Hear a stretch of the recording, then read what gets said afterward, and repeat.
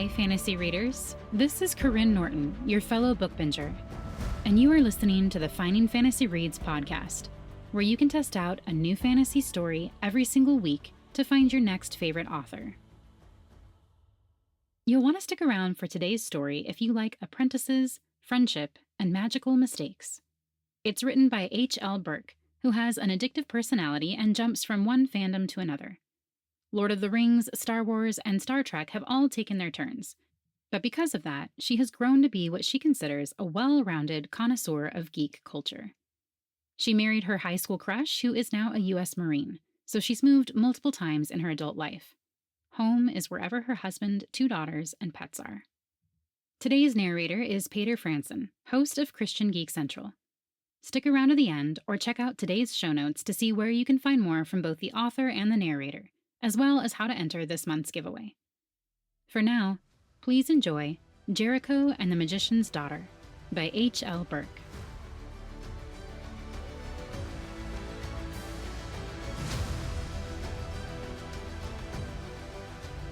We have a lot of work to do.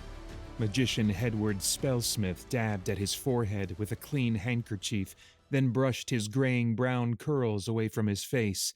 He settled on the stool beside the workbench. "Yes, sir." 16-year-old Jericho Carver waited for his instructions. Windows lined both sides of the long second-story workshop, letting in bright summer sun and relentless heat. He tried to ignore the sweat dripping from under his short, dark hair and wondered if it would be disrespectful to roll up his shirt sleeves. When he'd helped out in his uncle's carpentry shop, going shirtless on a hot day hadn't been unheard of. However, magic was a gentleman's trade. Gentlemen did not work half-dressed. At least, he didn't think they did.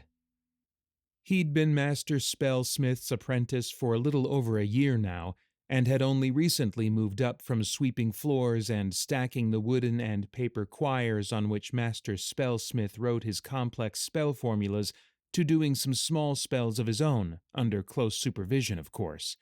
Hopefully soon he could learn to enchant his own stylus, the small iron rods magicians used to channel fey energy from the air onto quires. Master Spellsmith pulled a large, leather-bound book across the table and flipped it open. "We have a large order of anti-theft spells for the local sheriff." "Anti-theft, sir?" Jericho frowned. Mountain's Foot was a small town where everyone knew everyone's business. He couldn't imagine anyone getting away with theft for long. "Yes, apparently something has been filching poultry, and the anti-pest wards I set up didn't help, suggesting it is a person, not an animal." Master Spellsmith pointed to the other side of the table at a stack of wooden sheets cut into perfect squares. Quires. Jericho sprang into action, gathered up the quires, and brought them to Master Spellsmith's side. "Thank you." The master drew his stylus from his vest pocket along with a slip of paper. "Here's a list of spells I want to test you on. See if you can write out the formulas for all of them. Don't guess. If you aren't sure, mark the spell to look up later. Remember, a single incorrect symbol in a complex spell formula can have disastrous results." Jericho unfolded the paper and read the list. Frost ward spells, pest deterrent spells, tracking spells, lightning spells, all of which he'd gone over 100 times and knew by heart. He swallowed a groan. When was it going to be his turn to work some real magic? He took up a slate and a fresh piece of white chalk. Writing magical symbols with an instrument other than an enchanted stylus was like sewing without thread. Only a stylus could channel the energy into the symbols to create magic. Still, Master Spellsmith was a firm believer in old-fashioned rote learning. Jericho wrote out the first string, commencement symbol, sun spell for warmth, a proximity symbol for the area the frost ward would cover, then finally an activation symbol. With that done, he moved on to the next. Master and apprentice worked in silence until the clock across the workshop chimed 11. Master Spellsmith set down his stylus. "Blast! Not even half done. And I have an appointment in a half hour." Jericho's ears perked up. Sir, if you wish, I could finish the order. I know the theft wards by heart. You're only a first-year student, Jericho, Master Spellsmith chuckled. You don't even have your own stylus. You could let me use your spare. Jericho stood. Please, let me show you. Master Spellsmith let out a long breath, then passed the young man his stylus and a paper quire. Jericho shook his head. Anti-theft spell needs to be written on wood, sir. Otherwise the energy will expend it too fast. Eyes twinkling, Master Spellsmith took back the paper quire and passed Jericho a wooden one. First test passed, then. Jericho's fingertips prickled as he grasped the stylus. Yes, he'd used one before, but always with Master Spellsmith reading out the symbols he was supposed to use or copying them from a ledger. Now, if he chose the wrong symbols, whatever happened would be his fault. He clamped his mouth shut and focused on the spell. When the iron stylus touched the planed wood, it singed a dark line into it, as if it was burning, but with no perceptible heat. He whipped through the line of symbols before he could doubt himself. Magical energy buzzed across the quire, tracing the writing in glowing light. Perfect. The master took the quire and examined it. You are ready for this, I see. Impressive. Perhaps you'll merit that stylus before the 2-year mark. Yes, you can handle these while I'm out.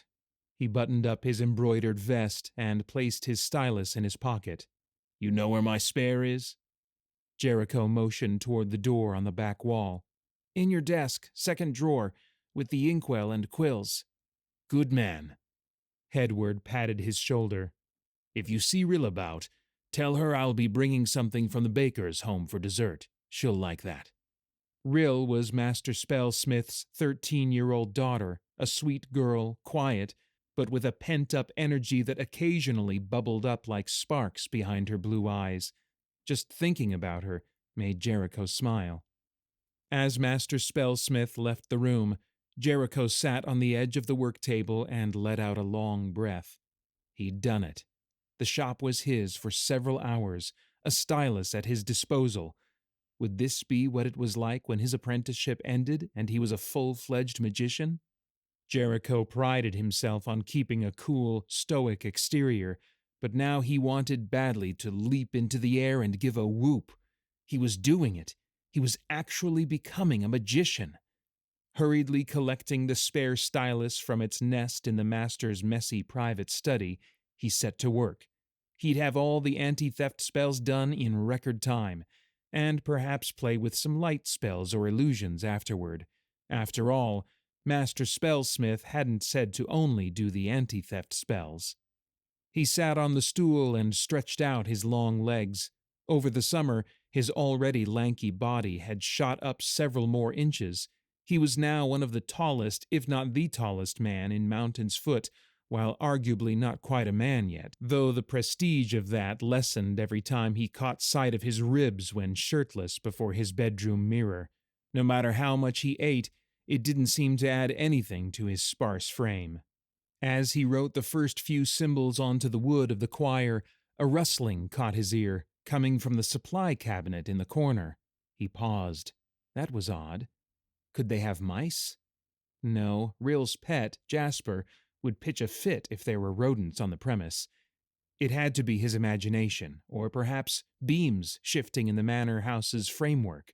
Before he could resume his task, however, something thumped. The right side door of the cabinet shook, ever so slightly. What in the world? He tiptoed across the wooden floor and yanked the door open. Glowing yellow eyes blinked at him.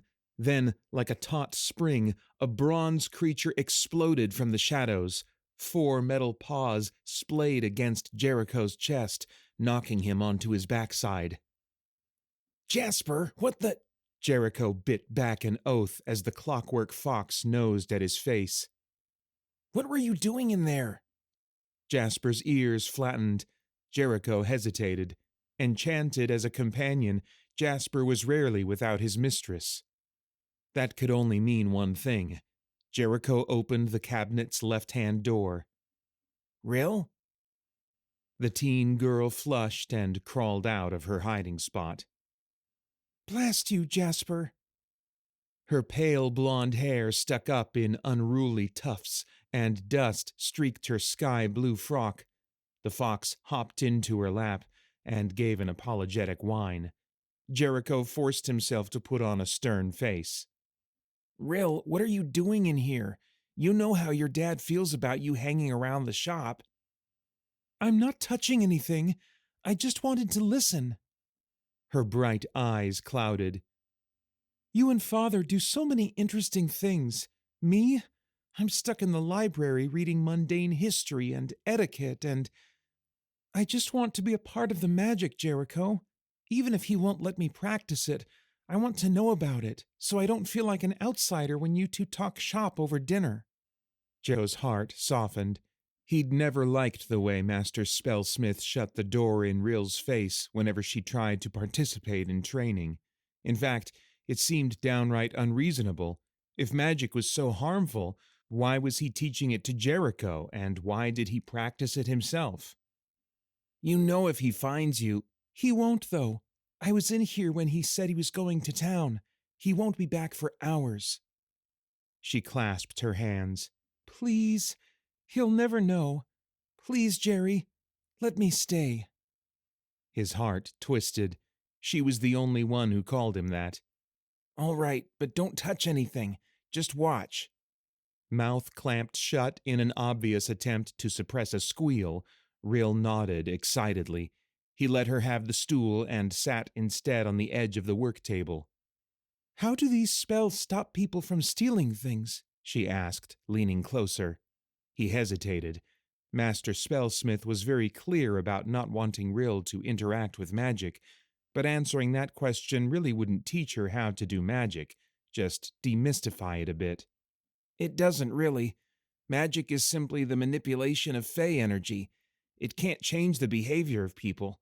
However, energy can mark objects with a traceable signature.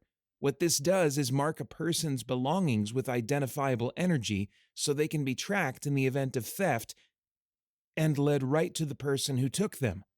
Hopefully, just spreading the word around the village that these are in place will prevent any future thefts. I'm still half convinced it was just a weasel or something. Those can be clever about evading traps." He picked up a quire. Rill's eyes followed his hands. "Every spell begins with a commencement symbol, doesn't it?" He cleared his throat. How did she even know that? "Yes." Jasper curled up at her feet, his plume-like tail sweeping from side to side. "And it ends with that other symbol?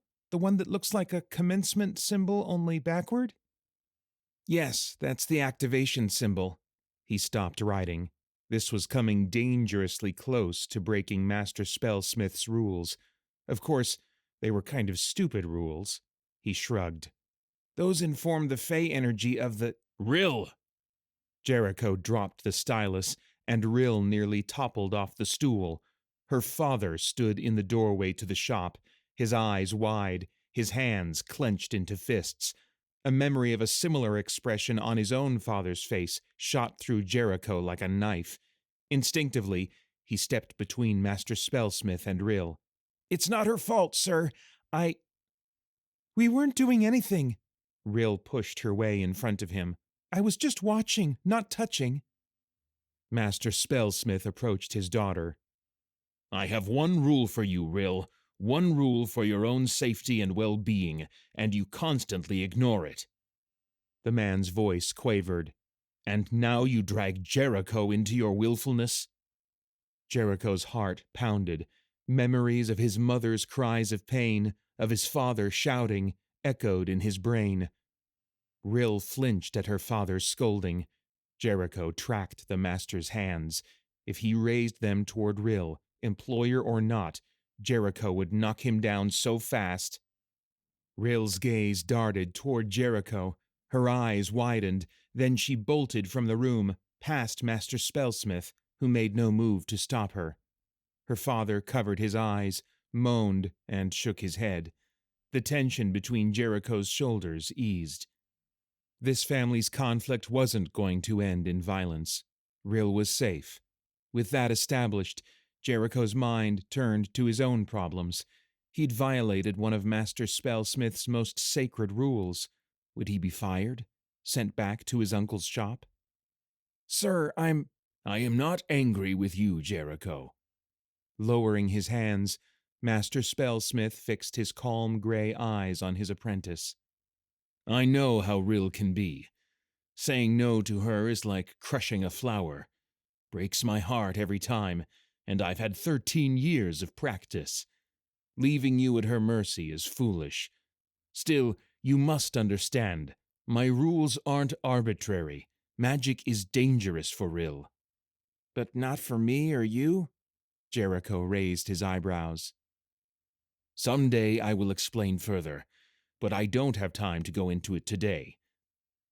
I'm already late. Master Spellsmith strode over to the workbench and picked up a small felt-bound notebook.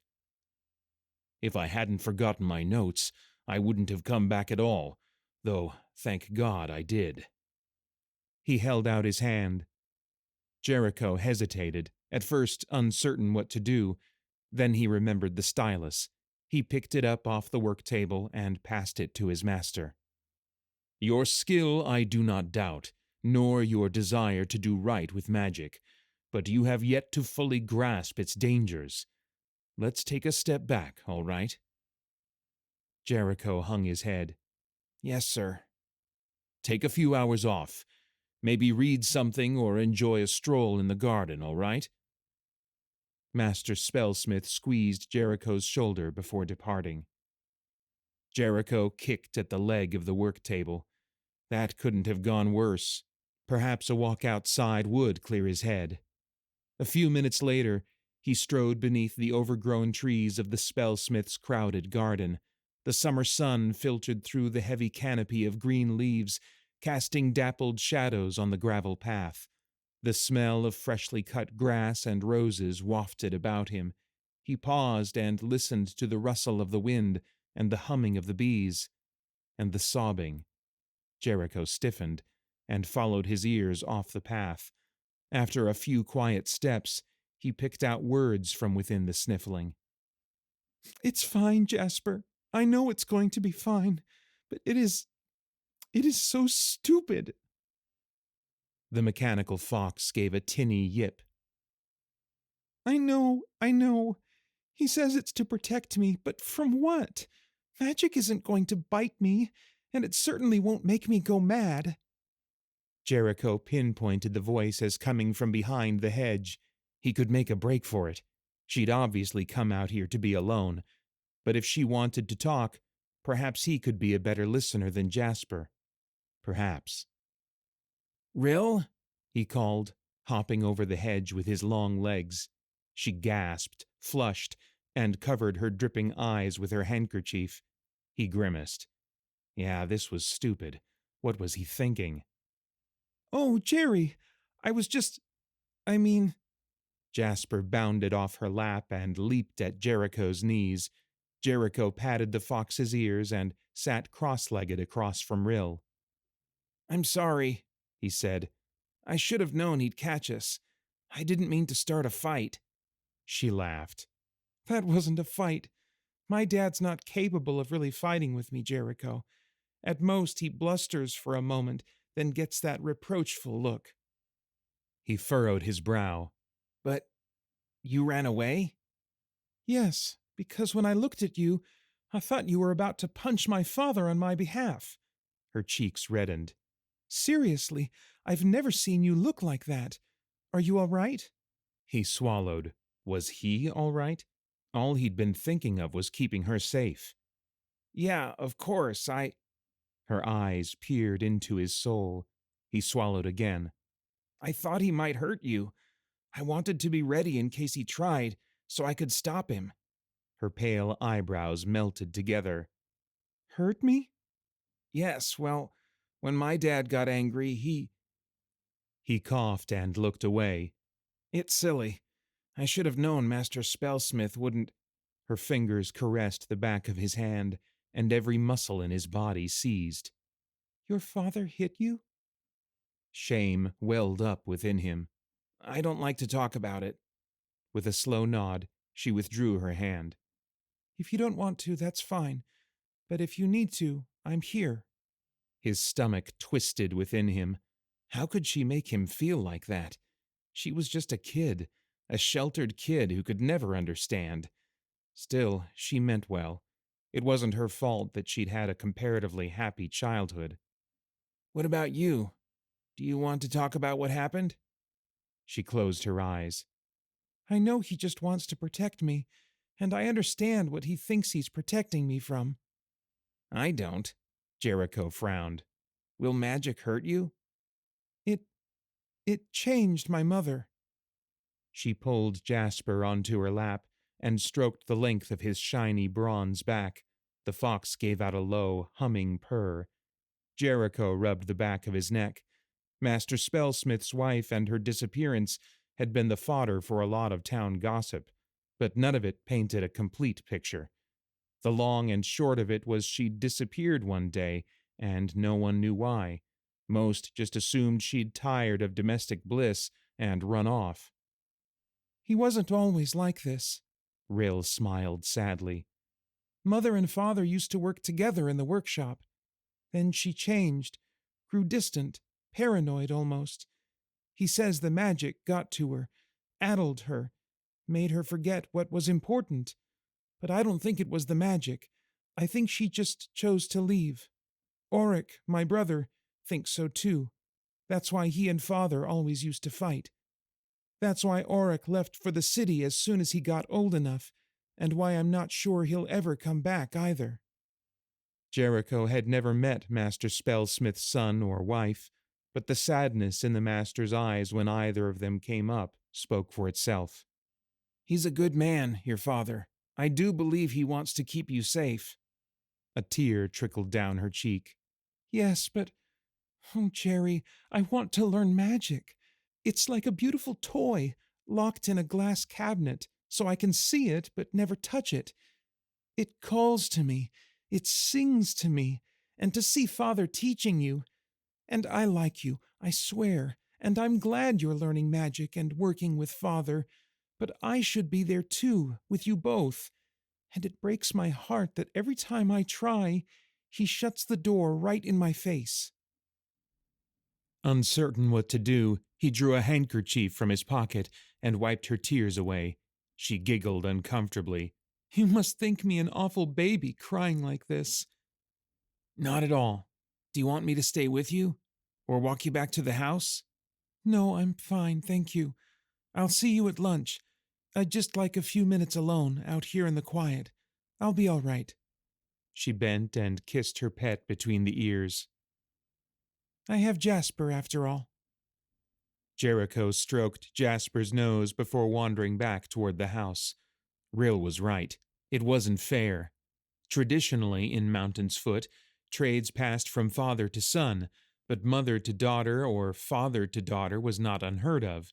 When Master Spellsmith had offered Jericho the position, Jericho had assumed it was because both the Spellsmith children had declined it, that Rill was only interested in domestic things, like so many of the village girls, dreaming of husbands and babies, and Auric, well, Auric was simply gone. That Rill wanted to learn but wasn't allowed to had eaten at him since he'd discovered the truth. It wasn't fair, and Jericho loathed things that weren't fair. He entered the servants' wing, where he had a small room to himself with a bed, a cabinet, and a dressing mirror. Opening the cabinet, he scanned for the small, cloth-bound book, the first thing Master Spellsmith had given him during his apprenticeship, Pearson's Handbook of Basic Magic. Tucking the volume into his vest pocket, he darted out into the hall, then up the stairs to the family wing. No one seemed to be around. He knocked on the door he knew belonged to Rill. No one answered. Good. She was probably still in the garden. He had to act fast. The door proved unlocked. Her four-poster bed was covered in pillows and one stuffed fox toy. The whole room had a floral scent that nearly knocked him over, but in a good way.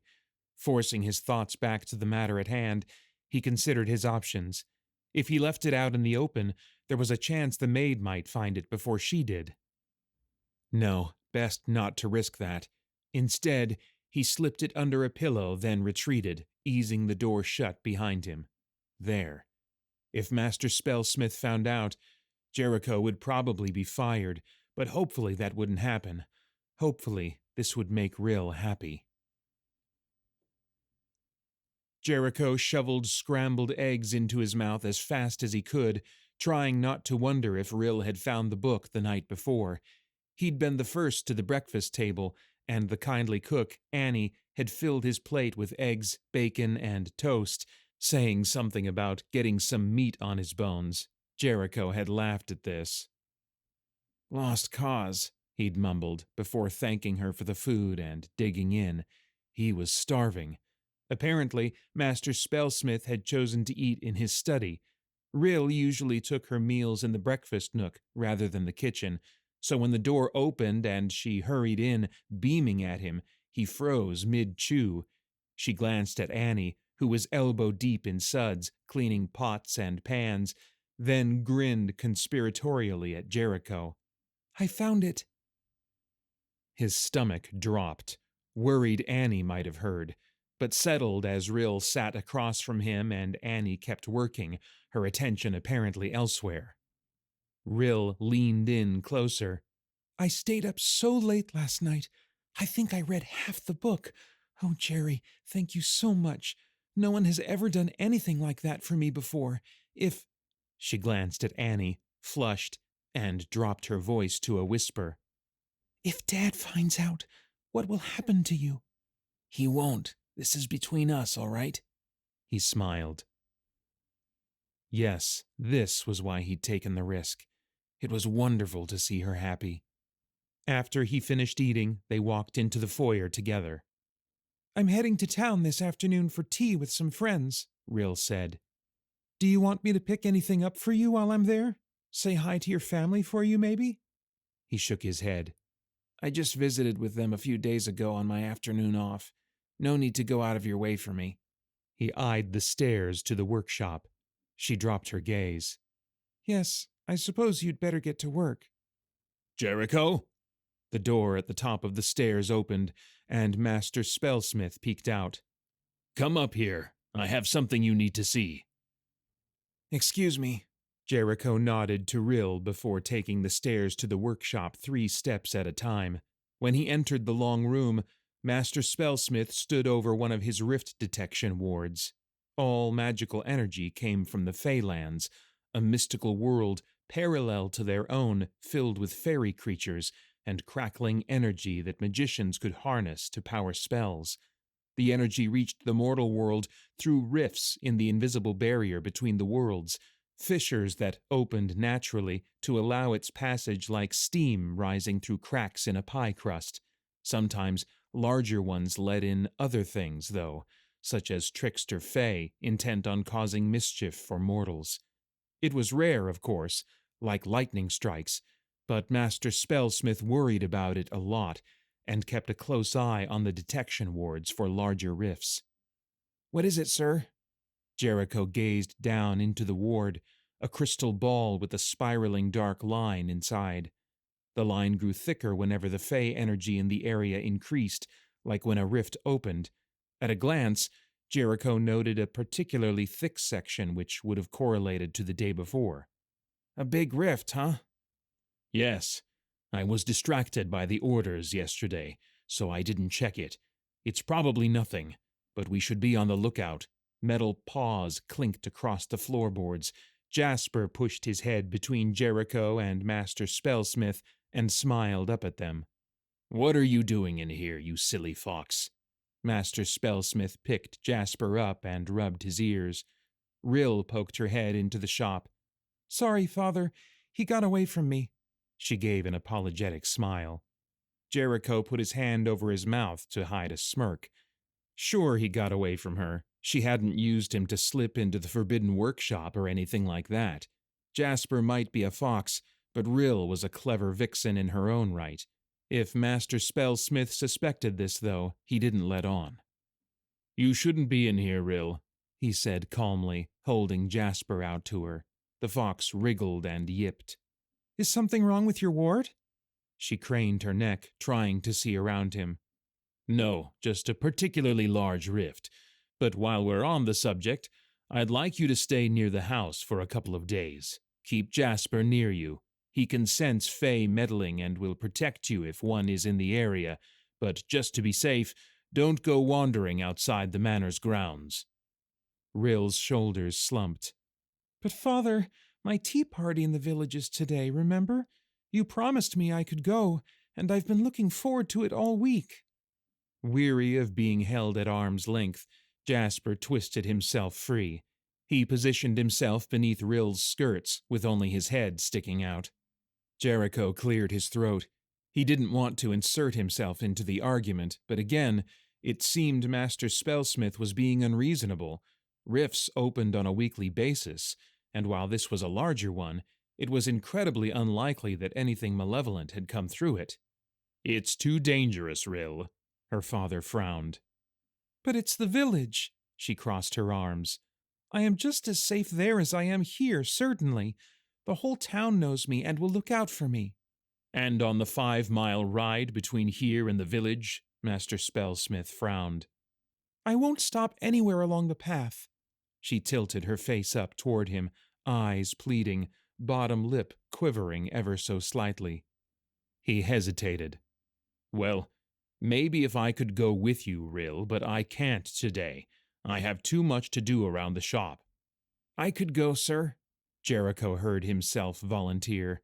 Father and daughter both stared at him. He shifted from foot to foot. If you don't need me around the shop, that is. I can drive her there in the gig, wait for her outside the tea room, and take her home when she's done. Rill pressed her hand over her heart, a gesture he suspected she may have read in a novel. You'd do that for me? It's not a big deal, he shrugged, suddenly warm under the collar. Master Spellsmith gave a slow nod. I suppose if Jericho keeps an eye on you, and you come straight home afterward. Go get ready. I wish to speak to Jericho. Rill skipped out of the room, Jasper at her heels. Jericho faced Master Spellsmith, but instead of speaking as he promised, the man walked across the room and entered his study. When he returned, he held the spare stylus. Jericho's head spun. But you said— I know what I said, but Rill's safety is everything to me, Jericho, and if I'm entrusting her to your care, I'm not going to leave you unarmed. The stylus felt strangely heavy in Jericho's hand. I won't let anything hurt her. You better not.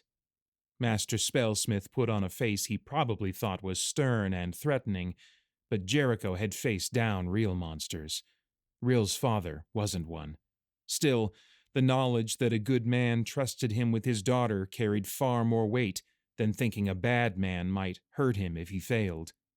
To make certain, you're going to get a crash course in defensive magic right now.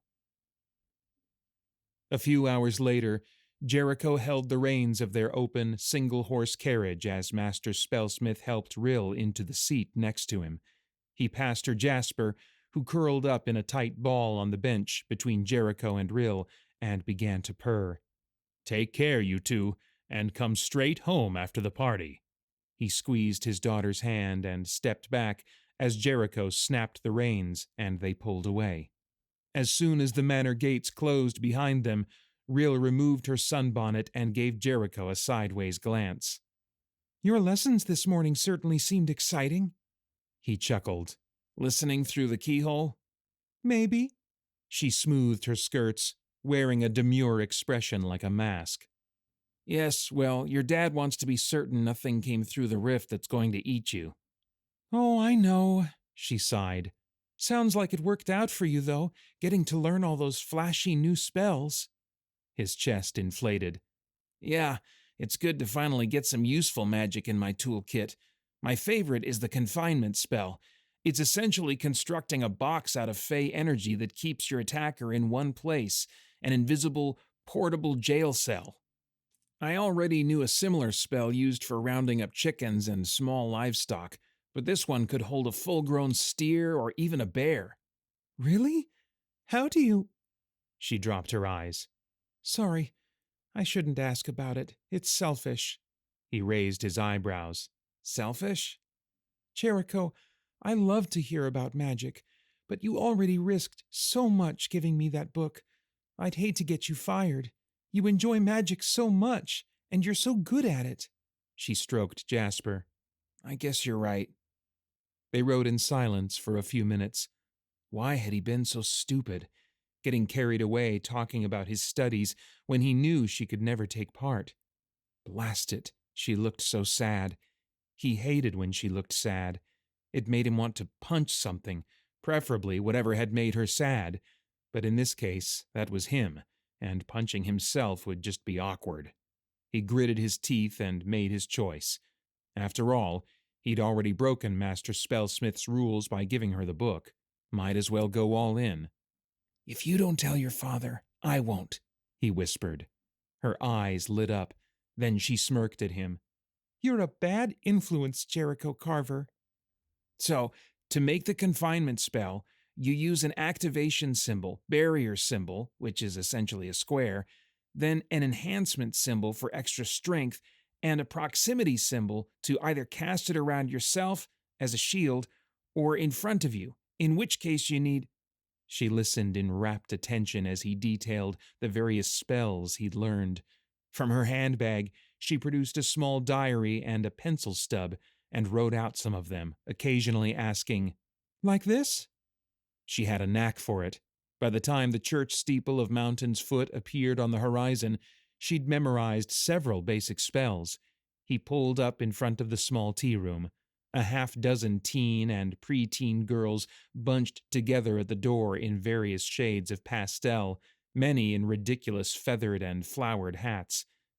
They giggled like a flock of cooing pigeons. When he helped Rill down from the gig, several pointed and one squealed. Rill turned crimson. Don't mind them, she whispered. They all treat boys like some separate species to be collected as pests. It's kind of disturbing. I'd like to see them try to collect me, he snorted. Have fun? Honestly, if it wasn't the only outing Father would accept me leaving the manor for, I'd rather be anywhere else. She tucked a strand of flaxen hair behind her ear. Do you think instead we could slip away somewhere and you could teach me more magic? It's too small of a town for that. Someone would tattle on us. She sighed and snapped her fingers. Jasper stirred, opened one eye, and sniffed reproachfully. There are scones in the tea room, she said. The fox sprang to his feet and wagged his tail. Do you want to come in and get a bite to eat? Rill focused on Jericho. He considered the swarm of girls, several of whom still eyed him. While he didn't consider himself handsome, he'd realized in the last year or so that his height, as well as his training in a gentleman's trade, made him a prime target for matrimonial-minded girls. He did not enjoy the extra attention in the slightest. No, I ate before we left. I brought a book, so don't hurry on my account. She squeezed his hand before darting into the group of young ladies. Jericho made sure their horse was set with a bag of feed before settling down on a bench outside the tea room. He could still hear the girls twittering, as well as an occasional yip from Jasper, probably begging for scones, the scamp. Jericho sank into the novel he'd brought from the spellsmith's library, a tale of adventure on the uncharted continent across the great sea. The world faded around him until a hand on his shoulder jolted him out of his imaginary vacation. Rill stood over him, hands clasped, face drawn. Jericho, I can't find Jasper anywhere. He sat up straighter. Really? For all his impishness, the metal fox rarely left his mistress's side. Yes, I thought he was sleeping under the table. I mean, he ate like a dozen scones. That would make anyone drowsy. But when I looked for him just now, he wasn't there or anywhere in the tea room. Did he slip out this way? Jericho stood and looked around. I don't think so. Of course, he'd been staring at his book. A fine guardian he'd turned out to be. Rill grasped her skirt in her hands and turned away from him. Jasper? Jasper! She started down the wooden sidewalk, her calls gaining in pitch and volume. Jericho followed. As they neared the first corner, a streak of light dashed to greet them, the sun reflecting off polished bronze. Jasper flew into Rill's arms, knocking her backward into Jericho. Grabbing Rill's shoulders to steady her, Jericho exhaled. "Oh, you bad, bad fox!" Rill nestled her face against her metal pet. "Where were—" "Come back here, thief!" Footsteps pounded, and a red-faced man with a copper-toned beard rounded the corner. When he saw Jasper, he pointed an accusing finger. "There you are!" He barreled forward and ripped Jasper from Rill's arms. Rill whimpered. It took all of Jericho's willpower not to tackle the man, who he now recognized as Mr. Butcher, the owner of the local meat market. "Give me my fox!" Rill's voice grew shrill. "This fox is a thief. I caught him sniffing around my hen house, and sure enough, I'm missing another chicken." "That's ridiculous. Jasper is a magical familiar. He doesn't need to steal poultry to survive." Rill reached for her pet, who whined in the burly man's grasp. Mr. Butcher angled away from her. "So you're saying he doesn't eat?" She bit her bottom lip. "Yes, he does, but mainly baked goods. He isn't going to devour nasty raw chicken like an animal." "Still, quite a coincidence that he's lurking near my hens the same day one goes missing." Mr. Butcher held Jasper up by the tail. The fox's legs clawed at the air. He yipped piteously. "Stop it!" Jericho barked. He darted for the fox, but the butcher put out a beefy arm, holding him back. Jericho was taller than him by a good 6 inches, but bulk-wise was clearly outmatched. He drew a steadying breath. "You can't just take Miss Spellsmith's pet that way, without proof." "I think I'm well within my rights to hold him until the sheriff can sort things out." Mr. Butcher's grasp tightened on Jasper's tail. "After all, I'm not the only one to lose livestock this last week. If this little beast is the culprit—" He spun to avoid Rill's grasping hands. "You let him go, you bully!" Tears welled up in Rill's eyes. "You're hurting him!" "Look, give Rill her fox, and I'll figure out what took your chicken." Jericho crossed his arms. "I know some tracking spells. It can't be too hard to find whatever vermin took your bird." Mr. Butcher squinted at him.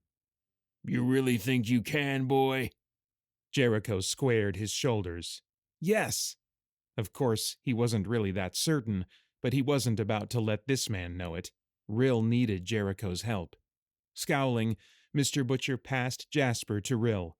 The fox hid his muzzle in her hair, trembling until his metal plates vibrated together like ringing bells. "I know your uncle and her father, so don't think you're going to slip away from me." Mr. Butcher waved a fat finger in Jericho's face. "You best find out what took my chicken, or I'm going straight to the sheriff about that fox." Rill's hold on Jasper tightened. Placing a hand on her shoulder, Jericho steered her away from Mr. Butcher. "Look, I won't be long. Just wait for me in the tea room, all right?" he whispered. "I don't like it. We don't owe that horrible man anything." She shot a glare at the butcher. "We should take Jasper home." "It's best not to make enemies in a town this size, all right." He stroked Jasper's ears. "Maybe get him a couple more scones to calm him down. I promise I'll be right back." Her lips pursed. "Be careful." Jericho tramped through the streets, following a line of golden light. Master Spellsmith's anti-theft wards had worked brilliantly. The moment he activated a revealing spell, sparks had raced across the ground from the butcher's chicken coop, leading through the back lot into the nearby forest. Whatever the creature who had taken the chicken was, it had dragged its prey deep into the trees.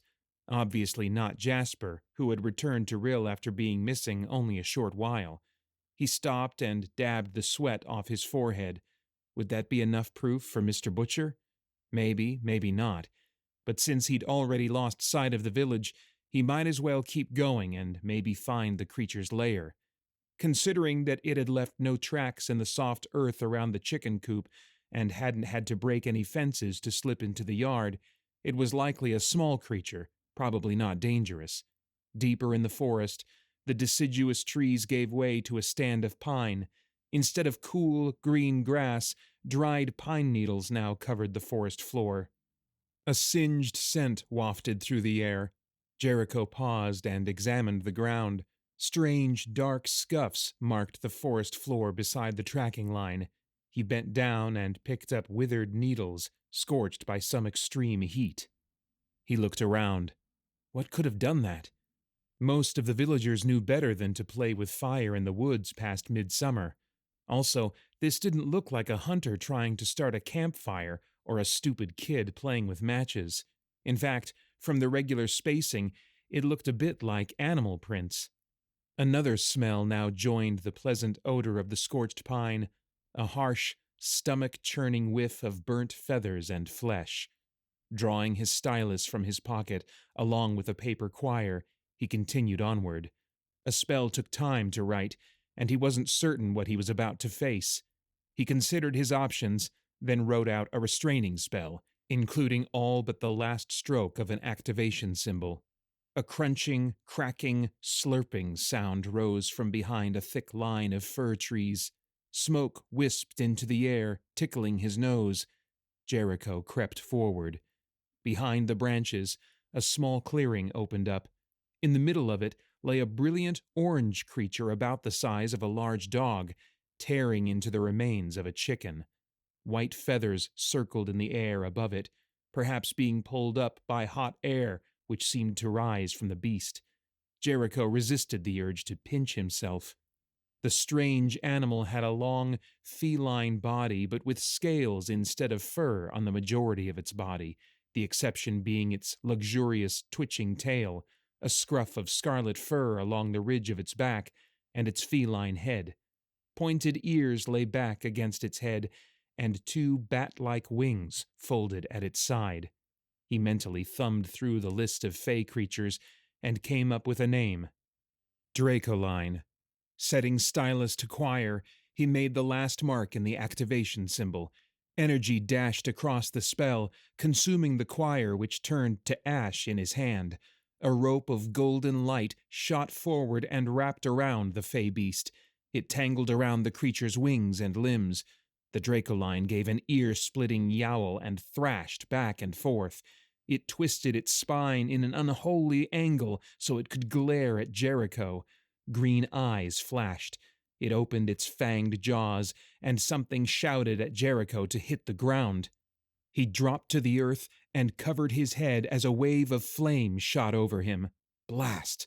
Of course it could breathe fire. Why wouldn't it? He fumbled for another quire as the creature continued to struggle against its bonds. The magical cords flexed and stretched but held fast, for the time being. Jericho needed something stronger. A confinement spell? A sleeping spell to put it out? He rolled to the side and behind a tree just as a second blast shot from the beast's maw. The needles curled and crackled in the heat. Heart pounding, he took out a second quire. Technically, a spell could be written on any smooth surface. Paper was simply the most portable. If need be, he could write on a rock or a bit of wood. Good, because he'd only brought 3 quires. He started scratching out the confinement spell, but went too fast and switched the second and third symbol. Cursing, he tossed the wasted quire aside and tried again. Something snapped, then quiet. Panic jolted through Jericho. He peeked from around the tree. The Dracoline was gone. Get away from here while you have the chance, common sense shouted at him. Slowly rising to his feet, he turned to run. The Dracoline crashed into his chest like a charging bull. Knocked flat on his back, Jericho gasped for air. Wait, where was his stylus? Before he could even look for it, the fey beast attacked again. It swiped at Jericho's face with glowing red claws. He threw up his arms. The blow shredded the sleeve of his shirt. Its claws burned rather than cut, sending searing pain through Jericho's forearm. Kicking out, Jericho scrambled away on all fours. The Dracoline pounced on his back. They rolled together.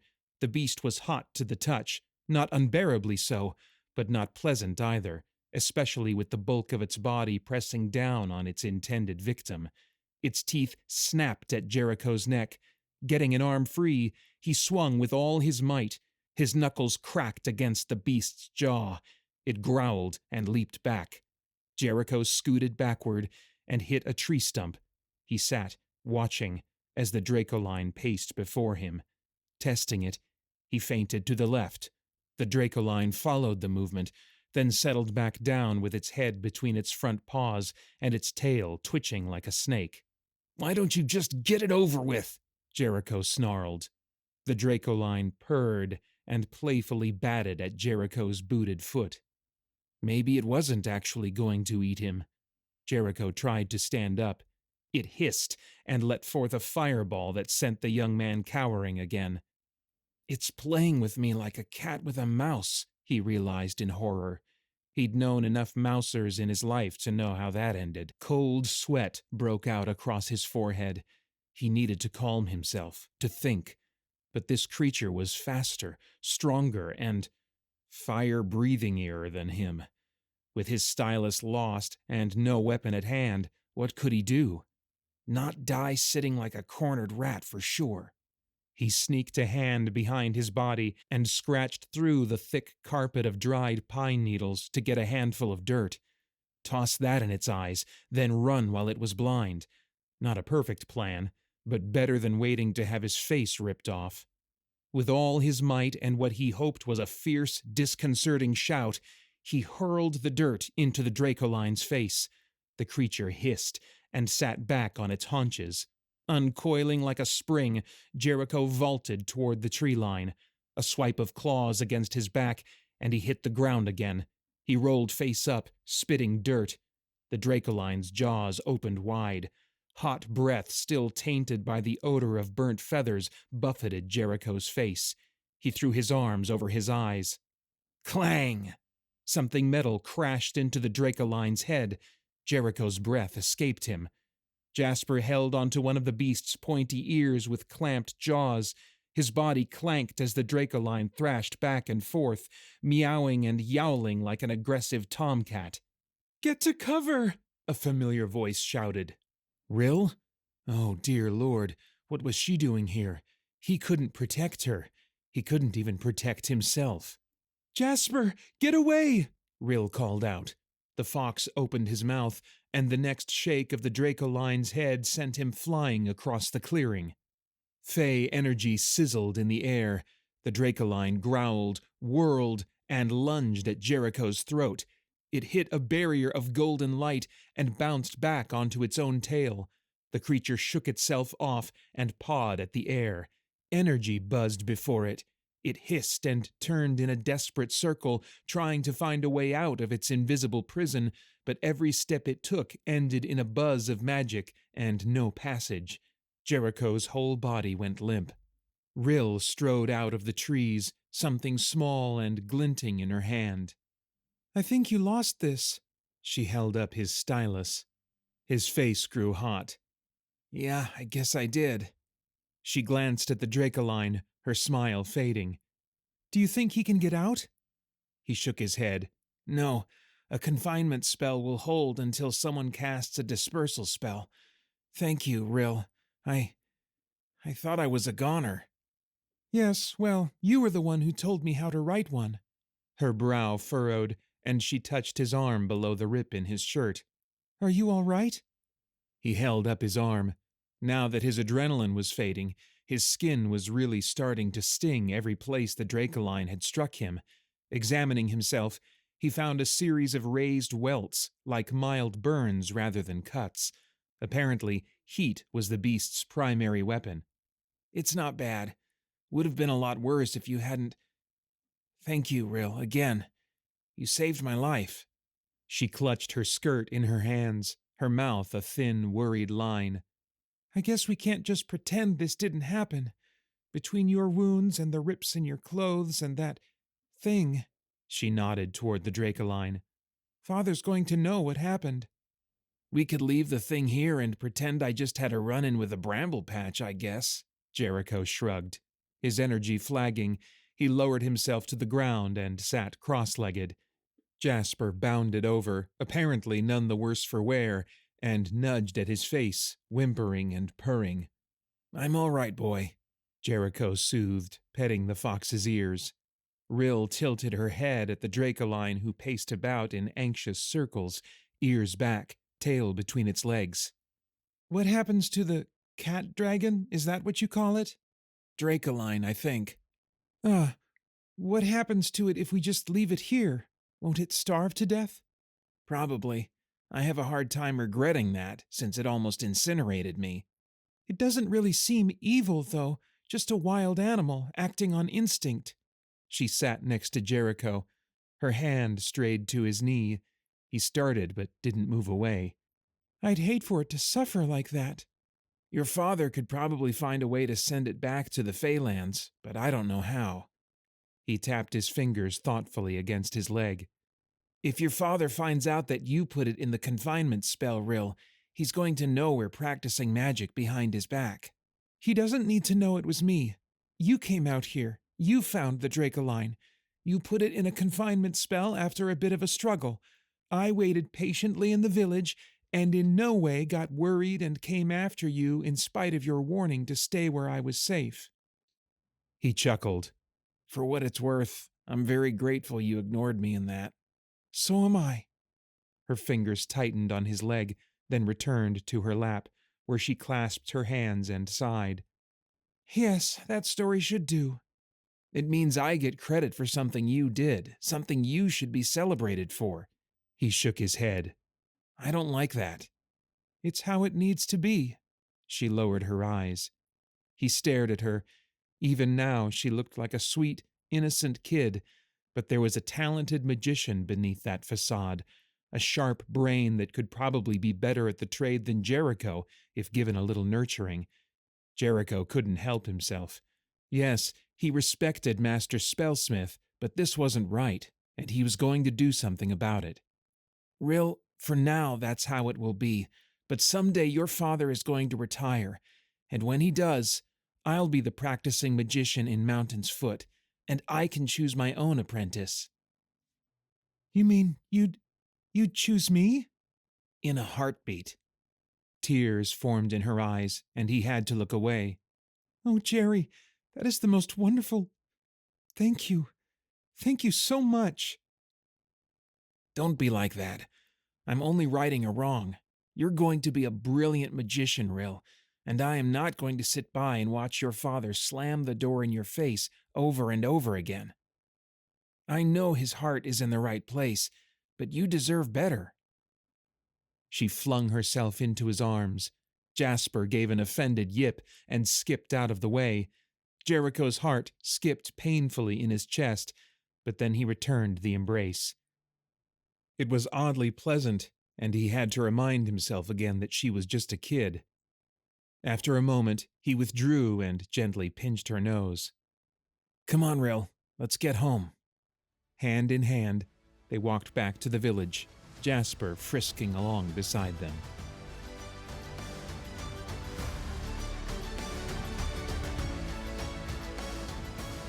I hope you enjoyed listening to Jericho and the Magician's Daughter by H.L. Burke, narrated by Paeter Frandsen of Christian Geek Central.